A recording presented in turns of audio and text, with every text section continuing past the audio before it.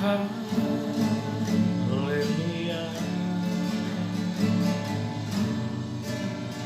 Shenalabaya Sanda. Kami bersyukur.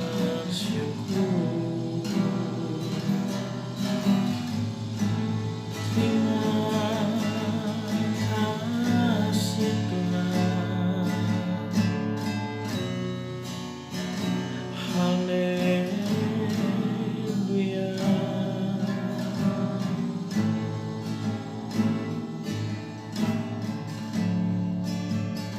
Kau kuatkan aku bertahan.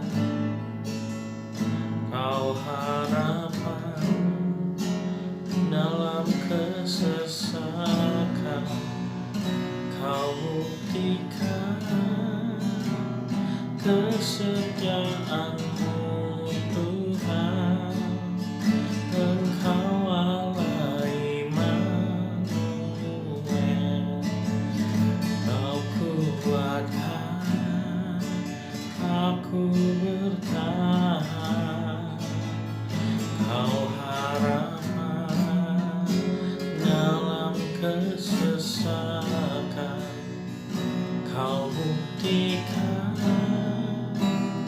kesetiaan-Mu Tuhan. Engkau Allah Immanuel. Kau kuatkan aku bertahan.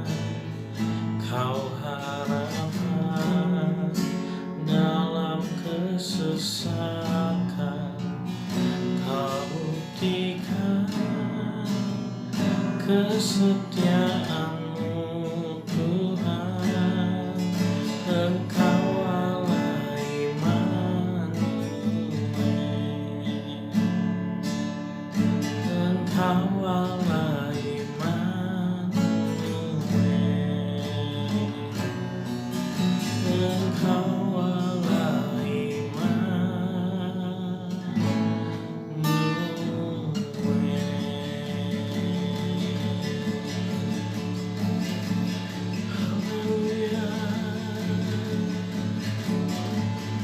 Kami bersyukur Tuhan. Kami bersyukur buat hari ini, di mana setiap kami masih bisa merasakan kasih karunia, anugerah yang daripada-Mu Tuhan, penyertaan, pemenuhan yang sempurna dalam kehidupan kami. Dan sebentar kami mau dengarkan firman-Mu, biar Kau urapi setiap kami. Biarlah kami bisa mengerti yang menjadi kehendak. Urapi hamba-Mu, biarlah hamba-Mu menyampaikan firman-Mu dengan kata-kata sederhana, sehingga bisa dimengerti oleh setiap kami semua. Terima kasih. Hanya di dalam nama Tuhan Yesus kami mengucap syukur. Haleluya dan amin. Shalom semua, apa kabar? Puji Tuhan ya. Hari ini kita masih bisa sama-sama beribadah walaupun secara online dengan via YouTube, tapi oleh karena anugerah Tuhan kita masih bisa melihat, masih bisa mendengar, masih bisa makan, masih bisa merasakan banyak hal-hal baik yang Tuhan berikan dalam kehidupan kita. Nah, bersyukur apabila sampai detik ini masih bisa buka YouTube, berarti masih ada rezeki yang Tuhan berikan kepada setiap kita. Dan hari ini saya mau membahas satu tema yang sangat penting sekali, karena hari-hari ini orang-orang sedang khawatir ya, karena wabah corona ya, yang semakin hari bukan semakin membaik, tapi katanya semakin meningkat jumlahnya. Begitu juga dengan krisis ekonomi yang membayang-bayangi Indonesia. Mungkin sebagian orang jadi galau ya, sebagian orang jadi khawatir harus bagaimana besok hidup. Apakah masih bisa makan? Apakah masih bisa beli makanan untuk bulan depan, ya, dan kebutuhan-kebutuhan yang lain, atau harus bayar kontrakan atau kosan, ya. Kekhawatiran-kekhawatiran yang seperti ini sedang menyeruak di antara kita. Di firman Tuhan di kitab Matius pasal 6 ayat 27 dikatakan bahwa kekhawatiran itu tidak akan pernah menambah sehasta saja dari kehidupan kita. Ya, seringkali kita berpikir, aduh, bagaimana ini besok? Bagaimana bulan depan? Padahal kita masih hidup di hari ini. Nah, semestinya kita tidak perlu khawatir akan hal yang kita sendiri pun tidak tahu besok bagaimana. Apabila kita berpikiran besok bagaimana, bulan depan bagaimana, tahun depan bagaimana, terus saja berpikir masalah itu, akhirnya kita khawatir dan mandek, tidak akan pernah bisa jalan. Jadi pesan firman Tuhan hari ini kepada kita semua, jangan khawatir masalah hari esok. Orang yang khawatir adalah orang yang hidup di hari esok, ya. Padahal badannya di hari ini. Sedangkan orang yang bersedih hidup di hari lalu, di masa lalu. Kita diajarkan oleh Tuhan untuk hidup di hari ini. Makanya Tuhan Yesus ajarkan doa Bapa kami, berikanlah kepada kami makanan yang secukupnya, ya, makanan hari ini yang secukupnya. Tuhan tidak mengajarkan kita berdoa, berikanlah kepada kami makanan untuk 1 minggu atau 1 bulan, apalagi setahun.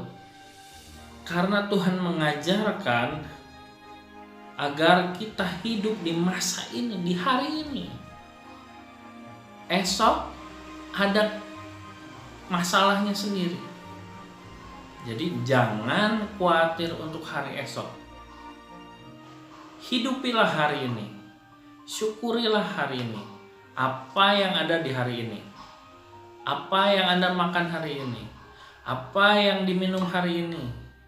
Apa yang diterima hari ini. Syukuri. Karena memang salah satu kunci untuk tidak khawatir adalah menghitung berkat Tuhan dan bersyukur. Dan di dalam Matius 6 ayat 21 di situ dikatakan bahwa di mana hartamu berada, di situ juga hatimu berada. Jadi jangan jangan kaitkan hati kita ini kepada hal-hal yang ada di dunia ini. Sebab pada saat kita mengaitkan hati kita, mempautkan hati kita kepada hal-hal yang ada di dunia ini, maka hati kita ada di situ. Jadi kita bawaannya khawatir bagaimana ini, yang nggak harus harta, ya, nggak harus uang, karena harta itu bisa jadi keluarga kita, kesehatan kita, waktu kita, itu kan harta juga. Seringkali pada saat hati kita terlalu terpaut pada sesuatu, entahkah kerjaan, keluarga, entahkah uang, ya, sudah jelas kalau uang. Seringkali orang-orang begitu terpaut sama uang, sehingga dikatakan dalam firman Tuhan, orang bekerja demikian rupa sampai-sampai mereka menyiksa dirinya hanya untuk uang, karena cinta uang. Nah, kita tidak boleh seperti itu. Karena pada saat kita mengikatkan, menempelkan hati kita kepada sesuatu, maka hati kita akan di situ. Sedangkan salah satu cara untuk kita tidak khawatir adalah kita harus bebas. Hati kita ini harus bebas, terlepas dari segala ikatan-ikatan di dunia ini.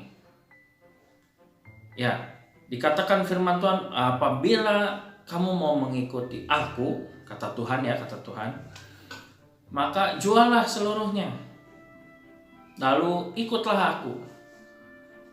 Itu ajaran Tuhan ya, katakan jual semua, ikut aku. Nah, arti dari kata-kata ini tuh bukan berarti kita jual rumah, jual kasur, jual apa yang kita punya, terus dikasihin ke gereja semua, bukan seperti itu. Ya. Yang Tuhan inginkan adalah dilepaskan dari hati kita itu, semua itu dilepaskan. Jangan ada yang mengikat di hati. Memiliki, ya, punya, tapi tidak seperti memiliki. Ya karena memang semua yang ada di dunia ini bukan milik kita sebetulnya. Semua ini titipan dari Tuhan. Semuanya. Bahkan rambut kita, mata kita, kulit kita, semua ini hanya titipan. Suatu saat akan Tuhan ambil. Suatu saat akan Tuhan tarik dari diri kita. Kita hanya memiliki satu, yaitu Tuhan. Kita nggak punya apa-apa di dunia ini. Jadi jangan terlalu terpaut dengan dunia. Jangan terlalu terpaut dengan hal-hal yang ada di dunia ini. Segala isinya juga jangan terpaut. Supaya hati kita ini tenang, damai, dan tidak khawatir. Matius 7 ayat 11, Tuhan Yesus berkata, apabila kamu yang jahat pun tahu cara memberi yang terbaik, apalagi Bapamu yang di surga tahu memberikan yang terbaik buat anak-anaknya. Jadi kalau kita mungkin ya mau ngasih ke orang, ngasih tetangga, bahkan kadang kita ngasih ke dogi ya, ke peliharaan kita, sesuatu yang istimewa, ya, spesial. Ya, dalam firman Tuhan ini dikatakan kalau kamu aja yang jahat tahu cara yang terbaik memberikan kepada anak-anakmu, apalagi Bapa yang di surga. Nah, jadi cara yang ketiga supaya kita tidak khawatir adalah ingat bahwa kita yang jahat sekalipun tahu caranya memberi yang terbaik, apalagi Tuhan. Nggak akan pernah Tuhan biarkan kita tergeletak. Itu kebaikan Tuhan. Jadi kita tidak perlu khawatir kejadian-kejadian yang terjadi akhir-akhir ini di dunia ini. Dan memang semuanya ini harus terjadi. Saya mengingatkan bahwa ini semua mau berakhir. Ya tentu banyak hal-hal baru yang akan bermunculan. Karena memang kita juga memasuki dimensi yang baru. Selain secara rohani kita diperbaharui secara dimensi, kita juga bisa lihat secara jasmani bagaimana hal-hal dirubahkan menjadi baru. Nah, baru itu tidak selalu baik ya kalau di alam jasmani. Ya kita bisa lihat bagaimana orang-orang harus berjualan dari yang asalnya langsung jadi online.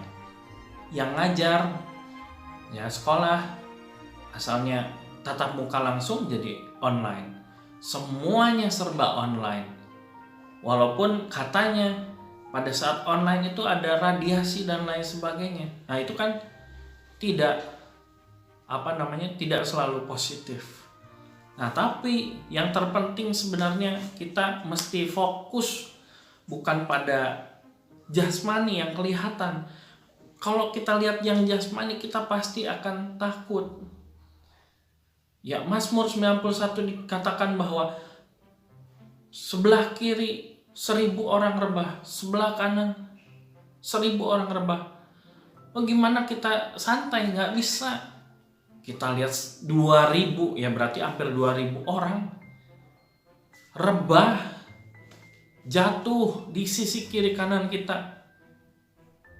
Nah, hanya yang berpaut hatinya pada Tuhan tidak akan sampai tergoncangkan, tidak akan sampai khawatir. Hanya melihat saja, melihat saja. Nah, hari-hari ini apabila kita lihat memang banyak perusahaan pada jatuh, orang-orang pada meninggal karena corona, dan banyak yang masuk rumah sakit.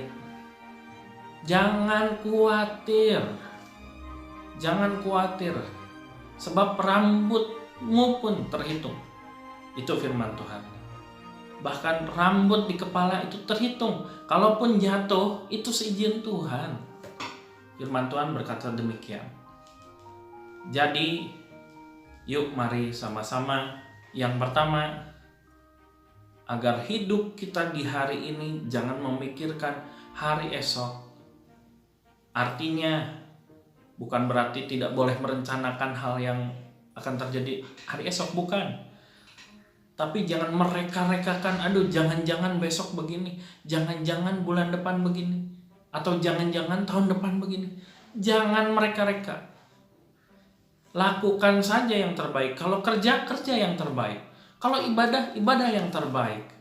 Terus berikan yang terbaik seperti untuk Tuhan. Dan selalu ingat doa Bapa kami.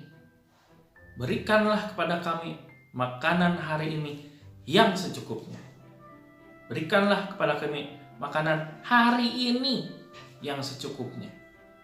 Bukan hari esok, bukan. Jadi bersyukurlah, belajar bersyukur untuk hal-hal yang sudah Tuhan berikan hari ini. Ya. Hitung berkat-berkat Tuhan hari ini supaya tidak ada lagi kekhawatiran. Yang kedua, jangan kaitkan, jangan pautkan, jangan tempelkan hati kita ini kepada hal-hal yang ada di dunia. Hati kita harus merdeka. Hati kita harus terikat hanya kepada Tuhan, tidak kepada yang lain. Sehingga pada saat kita jatuh, kita memegang Tuhan. Sebab kalau kita memegang manusia jatuh, ya kita ikut jatuh. Dan yang terakhir, yang ketiga, ingat selalu bahwa Dia, Tuhan, adalah Tuhan yang baik, terbaik, lebih baik, dan sangat mengerti hal-hal yang baik lebih daripada manusia. Jadi kita yang adalah manusia ini tidak perlu khawatir, tidak perlu berpikiran, aduh Tuhan bakalan ingat kita nggak? Ingat. Kalau kita yang jahat saja ingat kepada orang lain, ya kadang-kadang kita suka ngasih makanan ke orang lain, kadang-kadang kita suka ngirim yang baik-baik buat orang lain, apalagi Tuhan. Tuhan tahu kebutuhan kita. Tuhan tahu apa yang kita mau makan. Tuhan tahu apa yang mau kita minum. Semua itu Tuhan sediakan buat kita. Jangan sampai kita seperti orang-orang yang tidak mengenal Tuhan, yang khawatir akan apa yang dipakai, dimakan, dan diminum. Mari kita sama-sama berdoa. Mengucap syukur Tuhan buat hari ini. Kau mengingatkan setiap kami untuk tidak khawatir akan apapun juga. Untuk selalu ingat-ingat kebaikan Tuhan. Ingat-ingat berkat yang sudah Tuhan berikan pada hari ini. Dan juga senantiasa ingat bahwa Engkau Allah yang baik. Kau tidak pernah meninggalkan kami. Engkau mencukupi setiap kami. Terima kasih Tuhan untuk firman-Mu. Dan hari ini terkhusus mau berdoa untuk keluarga, juga untuk Bu Melani, Bu Lis, Bu Acu, Tasya, Cimari. Kiranya Engkau memberkati setiap mereka tutup bungkus dengan kuasa darah Yesus. Juga untuk ibunda hamba-Mu, kiranya Engkau juga menjagai, melindungi, memberikan keselamatan yang daripada-Mu. Tuhan, mendoakan juga mereka yang sakit, yang terbaring sakit di rumah sakit, atau yang membutuhkan pekerjaan, yang mungkin di PHK dan sedang bingung dengan pekerjaan dan pendapatan mereka. Kiranya Tuhan membuka jalan keluar buat mereka dan memberi yang terbaik buat setiap mereka. Tuhan, terus berdoa buat bangsa negara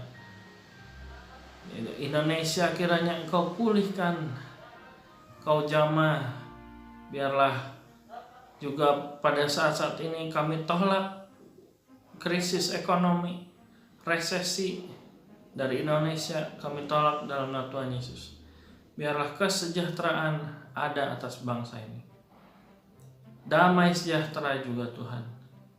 Kau jagai pemimpin negara, Presiden Pak Jokowi, Bapak Wakilnya, seluruh menteri aparat, dan segenap anak-anak yang menjagai negeri ini di TNI, Polri. Kiranya Engkau tutup bungkus dengan kuasa darah Yesus. Terima kasih Tuhan. Saya mengucap syukur buat hari ini. Dan mari kita sama-sama mengangkat tangan kita.